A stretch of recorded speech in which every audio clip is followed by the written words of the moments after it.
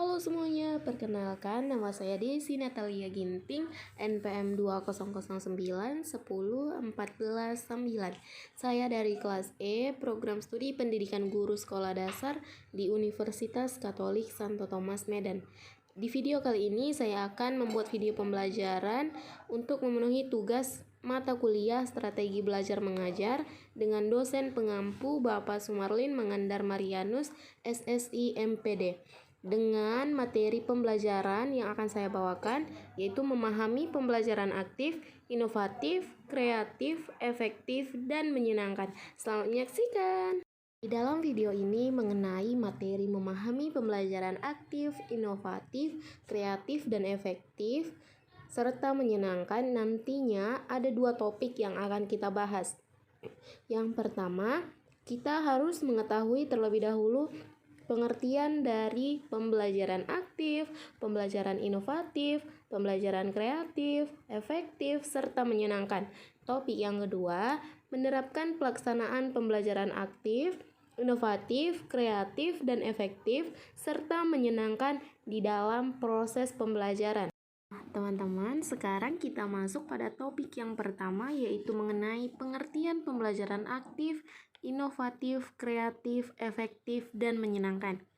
Seperti yang sama-sama kita ketahui, pembelajaran pakem atau pembelajaran aktif, kreatif, efektif, dan menyenangkan adalah sebuah model pembelajaran yang memungkinkan peserta didik mengerjakan kegiatan yang beragam untuk mengembangkan keterampilan, sikap, dan pemahaman berbagai sumber dan alat bantu belajar, termasuk pemanfaatan lingkungan. Menurut Syah Karadinata tahun 2009, PAKEM merupakan singkatan dari pembelajaran aktif, inovatif, kreatif, efektif, dan menyenangkan. Selanjutnya, PAKEM dapat didefinisikan sebagai pendekatan pengajar atau approach to teaching yang digunakan bersama metode tertentu dan berbagai media pengajaran yang disertai penataan lingkungan sedemikian rupa agar proses pembelajaran menjadi aktif, inovatif, kreatif, efektif, dan menyenangkan.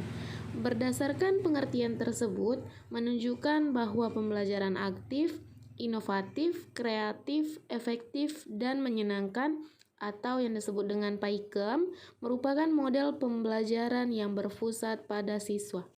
Di sini, siswa dituntut untuk mandiri dan aktif dalam mengikuti pembelajaran, sedangkan guru bertugas sebagai motivator dan fasilitator. Setiap kegiatan yang dilakukan siswa selalu dipantau dan setiap kesulitan yang dihadapi siswa selalu memberi solusi. Hal-hal yang harus diperhatikan dalam pelaksanaan PAIKEM atau pembelajaran aktif, kreatif, efektif, dan menyenangkan merupakan pembelajaran yang berpusat pada siswa. Menurut Suparlan dan kawan-kawan pada tahun 2008, ada beberapa hal yang harus diperhatikan dalam pelaksanaan PAIKEM, yaitu yang pertama, memahami sifat yang dimiliki anak. Pada dasarnya, anak memiliki sifat rasa ingin tahu dan berimajinasi. Kedua sifat tersebut merupakan modal dasar bagi perkembangan sikap berpikir kritis dan kreatif. Kegiatan pembelajaran merupakan salah satu lahan yang harus diolah guru sehingga subur bagi perkembangan kedua sifat tersebut. Yang kedua, mengenal anak secara perorangan. Masing-masing siswa atau anak didik berasal dari lingkungan keluarga yang bervariasi dan memiliki kemampuan yang berbeda. Dalam PAIKEM, perbedaan individual perlu diperhatikan dan harus tercermin dalam kegiatan pembelajaran. Dengan mengenal kemampuan anak, guru dapat membantunya bila mendapat kesulitan, sehingga belajar anak menjadi optimal. Yang ketiga, memanfaatkan perilaku anak dalam pengorganisasian belajar. Sebagai makhluk sosial, anak sejak kecil secara alami bermain berpasangan atau berkelompok. Perilaku ini dapat dimanfaatkan dalam pengorganisasian belajar. Dengan duduk berkelompok akan memudahkan mereka untuk saling berinteraksi dan bertukar pikiran dalam menyelesaikan tugasnya. Yang keempat, mengembangkan kemampuan berpikir kritis, kreatif, dan kemampuan memecahkan masalah. Pada dasarnya, hidup ini adalah memecahkan masalah. Kemampuan berpikir kreatif untuk menganalisis masalah dan kreatif untuk melahirkan alternatif pemecahan masalah. Yang kelima, mengembangkan ruang kelas sebagai lingkungan belajar yang menarik. Hasil pekerjaan siswa sebaiknya dipajang untuk dapat memberi motivasi siswa bekerja lebih baik lagi dan menimbulkan inspirasi bagi siswa lainnya. Yang keenam, memanfaatkan lingkungan sebagai sumber belajar.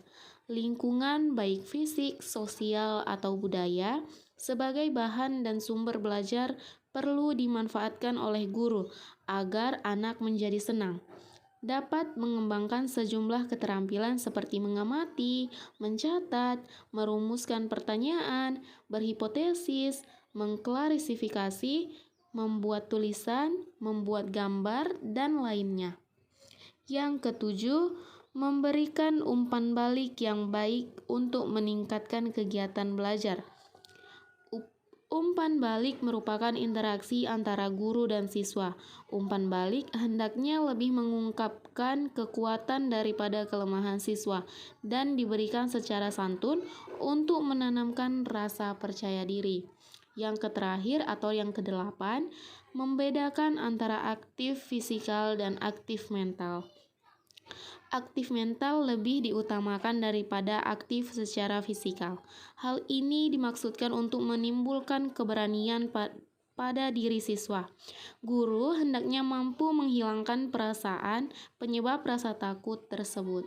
Baiklah teman-teman, demikian pemaparan materi yang dapat saya sampaikan. Jangan lupa like, comment, and subscribe. Unika Smart, Unika Jaya. Salam sehat semuanya, bye-bye.